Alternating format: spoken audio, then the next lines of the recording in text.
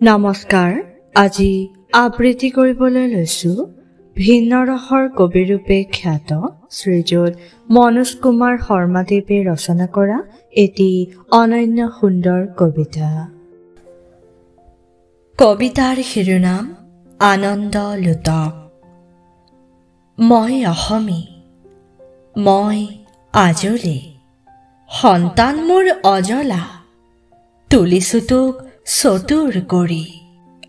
মনত ভাব তোৰ ছত্ৰছায়াত সন্তানবোৰ সুশিক্ষিত হ'ব, জ্ঞান শক্তিৰে কৰ্ম শক্তিৰে জগত জিনিব।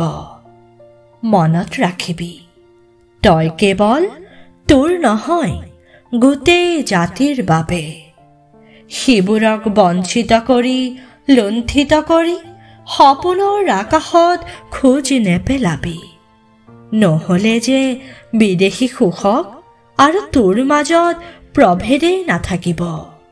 মনত ৰাখিবি তই অকলে ধনী হৈ অকলে জ্ঞানী হৈ কোনো লাভ নাই, কাৰণ পিছৰ প্ৰজন্মই সুস্থ লগ সংগৰ অভাৱত এই দেশৰ অজলাবিলাকৰ লগত অজলা হৈ জীৱনত হা হুমুনিয়াহকে সংগী কৰিব লাগিব।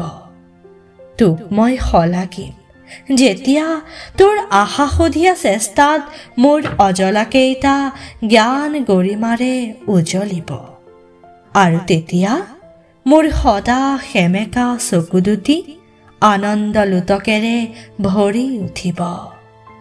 ধন্যবাদ।